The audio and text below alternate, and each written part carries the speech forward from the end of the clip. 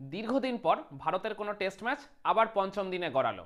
সেটা বৃষ্টির কারণে সময় নষ্টের জন্য হোক কিংবা অন্য কোনো কারণেই হোক না কেন, এই ব্রিসবেন টেস্টটা অ্যাটলিস্ট ফিফথ ডেতে তো এসছে। তো আর কি বুমরা আর ওই আকাশদ্বীপের মধ্যে গতকাল যে 39 রানের অপরাজিত পার্টনারশিপটা ছিল, মানে যে জুটিটার জন্য ভারত ওই ফলোয়ানের চোখ রাঙানিটা এড়াতে পেরেছিল, তো সেই জুটিটা এই দিন মানে মাত্র 8 রানার যোগ করেছে। মানে ওই 8 রানের মধ্যে 4 রানই এসছে আকাশদ্বীপের ব্যাট থেকে, আর বাকি 4টা রান এক্সট্রা হিসাবে অ্যাড হয়েছে। আর বুমরা ওই জায়গায় মাত্র এক বলই তিনি ফেস করেছিলেন। তো অস্ট্রেলিয়ার পার্ট টাইম স্পিনার ট্রাভিস হেডের একটা ডেলিভারিতে ওই জায়গায় আর কি লাইন মিস করে ওই আকাশদ্বীপ মানে স্টাম্পড আউট হয়ে গেলেন। তো ফলে আর কি তিনি 31 রান করলেন, ফলে ভারতের প্রথম ইনিংস শেষ হলো 260 রানে। এরপর আর কি ওয়েদারের কন্ডিশনটা খুবই খারাপ হয়ে গেছিল ভারতের প্রথম ইনিংসে অল আউট হয়ে যাওয়ার পর। মানে এতটাই আর কি কালো হয়ে গেছিল আকাশটা, মানে এতটাই আর কি ক্লাউড, এতটাই আর কি মেঘাচ্ছন্ন হয়ে গেছিল, মানে যাতে করে আর কি মানে পর্যাপ্ত যে আলোর প্রয়োজন হয় খেলার আর কি শুরু করার জন্য সেটাই আর কি ছিল না। বৃষ্টি পড়ছিল না, কিন্তু ওই মানে খারাপ আলো আর খারাপ আবহাওয়ার জন্যই ম্যাচটা আর কি অনেকক্ষণ থমকে ছিল। তারপর আস্তে আস্তে যখন ওই মেঘটা কেটে গেল, আবার আর কি রোদ ঝলমলে আকাশ হলো, তখন আবার খেলাটা শুরু হলো। তো যথারীতি উসমান খোয়াজা আর নাথান ম্যাকসুইনি ওপেন করতে নামলেন। তো উসমান খোয়াজা শুরুর দিকে একটা বাউন্ডারি মেরে চমৎকার শুরু করেছিলেন, কিন্তু তাকে খুব বেশিক্ষণ ক্রিজে টিকতে দিলেন না জাসপ্রীত বুমরা। বুমরার একটা গুড লেংথের ডেলিভারিতে ওই জায়গায় উসমান খোয়াজার ব্যাট আর প্যাটের গ্যাপ তিনি খুঁজে নিলেন, ফলে বলটা গিয়ে তার একদম স্টাম্পে আঘাত করলো, ফলে বোল্ড হয়ে তিনি ওই জায়গায় প্যাভিলিয়নে ফেরত গেলেন। অস্ট্রেলিয়া স্কোরটা তখন হয়ে গেল 1 উইকেটে 10। এর কিছুক্ষণ পরেই ওই তিনে নামা লাবুসেনকেও ফিরিয়ে দেন ওই জাসপ্রীত বুমরাই। বুমরার অনেকটা বাইরের একটা ডেলিভারিতে, প্রায় আর কি ওই ওয়াইড লাইনের কাছাকাছি একটা ডেলিভারিতে ওই জায়গায় কাট করতে গেছিলেন লাবুসেন, কিন্তু ওই আর কি একটা আউটসাইড এজ হয়, উইকেট কিপার ঋষভ পান্তের হাতে ক্যাচ দিয়ে তিনি প্যাভিলিয়নে ফেরত যান। অস্ট্রেলিয়া স্কোরটা হয়ে যায় 2 উইকেটে 16।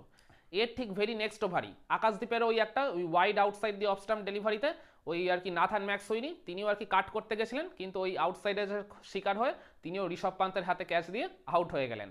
ফলে তৎক্ষণাৎ অস্ট্রেলিয়া স্কোরটা হয়ে গেল 3 উইকেটে 16। আর এদিন মিচেল মার্শকে অস্ট্রেলিয়ার ব্যাটিং অর্ডারে প্রমোট করা হয়েছিল, 4 নম্বরে তিনি স্টিভ স্মিথের বদলে ব্যাটিং করতে এসেছিলেন। আর এরপর ফোর্থ উইকেটে মিচেল মার্শ আর ওই ট্রাভিসের মধ্যে একটা 12 রানের জুটি গড়ে ওঠে। আর ট্রাভিসের তাকে নিয়ে তো আলাদা করে কিছু বলার লাগে না, ওয়েদার কন্ডিশন পিচ কন্ডিশন আর কি যেরকমই থাকুক না কেন, তিনি একদম বল ওয়ান থেকেই চালিয়ে খেলতে পছন্দ করেন, মানে অ্যাটাকিং ক্রিকেটটাই যে তার পছন্দ, মানে এই ইনিংসেও সেটা আবার বুঝিয়ে দিলেন। বুমরাকে দেখলাম চমৎকার দুটো বাউন্ডারি তিনি মারলেন, একটা ফ্লিক করে, আর একটা দেখলাম ওই কাট আর ব্যাকফুট পাঞ্চের মাঝামাঝি একটা টাইপের শট খেলে। কিন্তু এরপর এই হেড আর মার্শের এই জুটিটাকে খুব বেশিক্ষণ টিকতে দিলেন না আকাশদ্বীপ। আকাশদ্বীপেরই একটা ওই ব্যাক অফ দ্য লেংথের ডেলিভারিতে ওই জায়গায় মিচেল মার্শ আউটসাইডের শিকার হয়, ওই উইকেট কিপার ঋষভ পান্তের হাতেই ক্যাচ দিয়ে তিনি আউট হয়ে যান। অস্ট্রেলিয়ার স্কোরটা তখন হয়ে গেল 4 উইকেটে 28। এরপর ক্রিজে এলেন স্টিভ স্মিথ। মানে স্টিভ স্মিথ খুবই সারপ্রাইজিংলি, মানে তাকে আর কি অ্যাটাকিং শট বা অ্যাটাকিং ক্রিকেট খেলতে ইদানিংকালে খুব একটা দেখা যায় না। মানে অস্ট্রেলিয়া যেহেতু আর কি তারা ছিল ওই দলের প্রয়োজন অনুসারী, মোহাম্মদ সিরাজকে স্টেপ আউট করে ওই জায়গায় চমৎকার একটা লফটেড অফ ড্রাইভ তিনি খেলে বাউন্ডারি মারলেন। কিন্তু তার ঠিক পরের বলেই সিরাজের ডাউন দ্য লেগের একটা ডেলিভারিতে ওই জায়গায় খোঁচা দিয়ে ওই কিপার ঋষভ পান্তের হাতে ক্যাচ দিয়ে তিনি আউট হয়ে গেলেন। অস্ট্রেলিয়ার স্কোরটা তখন হয়ে গেল 5 উইকেটে 33। এরপর এই ষষ্ঠ উইকেটে অ্যালেক্স কারি আর ট্রাভিস হেডের মধ্যে 27 রানের একটা জুটি গড়ে ওঠে। অ্যালেক্স কারিকে আর কি ইনিংসের শুরু থেকেই বেশ আর কি টাচে ছিলেন, বোঝাই যাচ্ছিল ফার্স্ট ইনিংসের ফর্মটা তিনি এই ইনিংসেও যে ক্যারি করছিলেন, মানে সেটা তার ব্যাটিং আর কি অ্যাপ্রোচ দেখেই ভালো মতো আর কি টের পাওয়া যাচ্ছিল। ক্রিজে এসেই তিনি বেশ কিছু চমৎকার চোখ ধাঁধানো শটে বাউন্ডারি মারলেন আর কি, ওটা ডেফিনেটলি অস্ট্রেলিয়া যে মানে প্রচুর রান তোলার তারাই ছিল, তার ব্যাটিং দেখেই বোঝা যাচ্ছিল। আর অপরদিকে ট্রাভিসেরও তাকে বেশ ভালো মতোই সাপোর্ট দিচ্ছিলেন। অস্ট্রেলিয়া স্কোরটা যখন ওই 60 রানে পৌঁছে যায়, তখন ওই মোহাম্মদ সিরাজের একটা ওই ব্যাক অফ দ্য লেংথের ডেলিভারিতে ট্রাভিস হেড ওই জায়গায় পুল করতে গেছিলেন, কিন্তু বলের লাইন লেংথটা তিনি ঠিকমতো জাজ করতে পারেননি, যার ফলে ওই জায়গায় একটা লিডিং এজ হয়, তিনি উইকেট কিপার ঋষভ পান্তের হাতে ক্যাচ দিয়ে আউট হয়ে গেলেন 17 রান করে। আর অস্ট্রেলিয়া স্কোরটা তখন হয়ে গেল 60 রানে 6 উইকেট।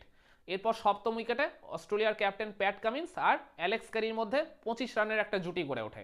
মূলত এই 25 রানের 22টা রানই এসছে ওই প্যাট কামিন্সের ব্যাট থেকে। প্যাট কামিন্স আর কি নেমেই মানে একবারে চালিয়ে খেলতে শুরু করে দিলেন, 2টা চার 2টা ছক্কার বিনিময়ে তিনি 22টা রান তুলে নিয়েছেন। আকাশদ্বীপকে দেখলাম পুল শট করে তিনি একটা মিড উইকেটের উপর দিয়ে বিশাল ছক্কা মারলেন, তখন আবার কমেন্টেটাররা বলা বলি করছিলেন আকাশদ্বীপও যেহেতু গতকাল ওই প্যাট কামিন্সকে একদম দিনের শেষ বেলা একটা ছক্কা মেরেছিলেন, প্যাট কামিন্সও এই দিন তার বদলাটা নিলেন। আরেকটাও তিনি ছক্কা মেরেছিলেন মোহাম্মদ সিরাজকে, সাথে আবার 2টা বাউন্ডারিও মেরেছিলেন। একদম ক্যাপ্টেন স্নক যাকে বলা হয়, এই নাম্বার 8-এ ব্যাটিং করতে নেমে তিনি সেটা ওই অল্প সময়ের মধ্যেই ডেলিভার করে দিলেন, একটা লিটিল ক্যামিও খেলে দিলেন অস্ট্রেলিয়া টিমের জন্য। কিন্তু আকাশদীপ আর সিরাজ যখন তাকে কোনোভাবেই ঠেকাতে পারছিলেন না, তখন ভারত অধিনায়ক রোহিত শর্মা আবার বুমরাকে অ্যাটাকে ফিরিয়ে আনলেন। আর বুমরা এসেই তার ম্যাজিকটা আবারও ওই দিন দেখালেন, মানে প্রেশার মোমেন্টে কী করে উইকেট তুলে নিতে হয়, প্রতিপক্ষ ব্যাটারদের যে কীভাবে ভরকে দিতে হয়, আবারও তিনি এই দিন সেটা দেখিয়ে দিলেন। ওই পার্টিকুলার টাইমে ওই ভয়ঙ্কর হয়ে ওঠা প্যাট কামিন্সকে যেই টাইপের ডেলিভারি করা দরকার ছিল, একদম স্লোয়ার টাইপের একটা বল তিনি ওই জায়গায় করলেন। প্যাট কামিন্স তার চেঞ্জ অফ পেসে ওই জায়গায় পুরোপুরি ভরকে গিয়ে ওই একটা লিডিং এজের শিকার হলেন, ফলে ক্যাচ আউট হয়ে তিনি প্যাভিলিয়নে ফেরত গেলেন 10 বলে 22 রান করে। এরপর মিচেল স্টার্ক ব্যাটিং করতে নামলো, মানে অস্ট্রেলিয়ার ইনিংসটা আর খুব বেশিক্ষণ ওই জায়গায় টানলেন না তাদের অধিনায়ক কামিন্স। তো ওই জায়গায় মানে 18 ওভারে যখন অস্ট্রেলিয়ার স্কোরটা 7 উইকেটে 89, ওই অবস্থায় প্যাট কামিন্স তার 2 ব্যাটারকে ক্রিজ থেকে ডেকে নেন, ফলে দ্বিতীয় ইনিংস ডিক্লেয়ারের ঘোষণা অজিরা দিয়ে দিল, আর ভারতের থেকে তারা 274 রানের লিড নিয়েছিল। তো ফলে শেষ ইনিংসে ভারতের জয়ের জন্য প্রয়োজন ছিল 275 রান, হাতে তখনও 54টা ওভার বাকি ছিল। বেশ ভালো মতোই একটা চান্স ছিল ওই জায়গায় দুই দলের জয়ের জন্যই। এরপর যথারীতি ভারতের 2 ওপেনার যশস্বী জয়সওয়াল আর কে এল রাহুল ব্যাটিং করতে নামেন। মিচেল স্টার্কের প্রথম ওভারেই ওই জয়সওয়াল তাকে একটা ফ্লিক করেছিলেন, মানে মনেই হচ্ছিল ওটা বাউন্ডারি হয়ে যাবে, কিন্তু ওই এত বৃষ্টির পড়ার কারণে আউটফিল্ডটা যেহেতু আর কি অনেকটাই ভেজা ছিল, অনেকটাই ড্যাম্প ছিল, সেই কারণে বলটা আর কি ঠিক মতো আর কি গেল না। তো ফলে ওই জায়গায় তিনি 3টা রান কালেক্ট করলেন। অন্য সময় আর কি শুকনো আউটফিল্ড হলে ওটা কিন্তু ডেফিনেটলি বাউন্ডারি হতোই হতো। প্যাট কামিন্সের পরের ওভার থেকেও 4টা রান এলো। এরপর যখন ভারতের স্কোরটা 2 ওভার 1 বলে 8 রান, তখন ওই জায়গায় আবারও সেই ওই কালো মেঘ ঘনিয়ে এলো, মানে একদম বলতে গেলে যে আলোটুকু দরকার খেলার জন্য, যে আর পর্যাপ্ত আলোটুকু প্রয়োজন, সেটা আর কি ওই জায়গায় ছিল না। ফলে আম্পায়াররা বাধ্য হয়ে খেলা বন্ধের ঘোষণা করে দিল। তো ওই জায়গায় আর কি আবহাওয়ার সেরকম কোনো উন্নতি হয়নি, তার মধ্যে আবার কিছুক্ষণ বৃষ্টিও পড়েছে ঝমঝমিয়ে। তো এই সব কিছু মিলিয়ে আর কি বেশ অনেকক্ষণই আর কি আম্পায়াররা অপেক্ষা করেছিল। তারপর নির্ধারিত সময় প্রায় ওই 1-1.5 ঘন্টা আগে আম্পায়াররা এই ম্যাচটার কল্ড অফ ঘোষণা করে দেয়। ফলে আলটিমেটলি এই ম্যাচটা যেরকম এক্সপেক্টেড ছিল সেই প্রত্যাশা মতোই ড্র হিসাবেই শেষ হলো। আবার এই ম্যাচ শেষে আরেকটা ঘটনাও ঘটেছে। ভারতের তারকা অফ স্পিনার বা বোলিং অলরাউন্ডারও বলতে পারেন রবিচন্দ্রন অশ্বিন আমাদের সবাইকে চমকে দিয়ে ওই ম্যাচ পরবর্তী যে সাংবাদিক সম্মেলন হয় সেখানে ভারত অধিনায়ক রোহিত শর্মার সাথে তিনি এসে আন্তর্জাতিক ক্রিকেট থেকে তার অবসরের ঘোষণাটা দিয়ে দিলেন। তার মানে হিসাব মতো এই বর্ডার গাভাস্কার ট্রফির বাকি 2টা টেস্ট তিনি আর খেলবেন না, মানে স্কোয়াডে আর তিনি থাকছেন না। এই সিরিজের মাঝপথ থেকেই এই ব্রিসবেন টেস্ট থেকেই তিনি অবসরের ঘোষণাটা দিয়ে দিলেন। ফলে এর আগের ম্যাচে খেলা ওই অ্যাডিলেড টেস্টটাই তার জীবনের শেষ টেস্ট ম্যাচ বা শেষ আন্তর্জাতিক ম্যাচ হিসেবে কাউন্টিং হয়ে থাকবে। তাহলে এবার আপনাদের মনে প্রশ্ন আসতেই পারে, এই ব্রিসবেন টেস্টের পঞ্চম তথা শেষ দিনের মোমেন্ট অফ দ্য ডে আপনি কোনটাকে বলবেন? মোমেন্ট অফ দ্য ডের দাবিদার আজকে আর খুব বেশি ছিল বলে আমার মনে হয় না। তবে সব কিছু পেরিয়ে আমার কাছে যেটা এই লাস্ট দিনের মোমেন্ট অফ দ্য ডে মনে হয় সেটা হলো এই একদম সাংবাদিক সম্মেলনে গিয়ে ওই রবিচন্দ্রন অশ্বিনের হঠাৎ অবসরের ঘোষণাটা দিয়ে দেওয়া। এটার জন্য আমরা কেউই প্রস্তুত ছিলাম না। তার বয়স হচ্ছে মাত্র 37, এখনও চাইলে তিনি অনায়াসে এই পরের টেস্ট চ্যাম্পিয়নশিপের সাইকেলটাও কিন্তু কন্টিনিউ করে দিতেই পারতেন। তার ফিটনেস, তার ফর্ম এখনও যে পর্যায়ে রয়েছে, যে তুঙ্গে রয়েছে, তাতে ডেফিনেটলি চাইলে কিন্তু তিনি আরও 1.5 থেকে 2টা বছর খেলে অনায়াসে দিতেই পারতেন। তো সবাইকে চমকে দিয়ে তার ওই অবসরের ঘোষণাটাই আমার কাছে এই ব্রিসবেন টেস্টের পঞ্চম তথা শেষ দিনের মোমেন্ট অফ দ্য ডে।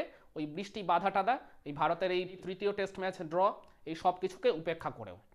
তো আপনাদের কাছেও কি পঞ্চম দিনের মোমেন্ট অফ দ্য ডে এটাই, নাকি ভিন্ন কিছু? কমেন্ট করে আপনার মতামতটা জানাবেন নাকি?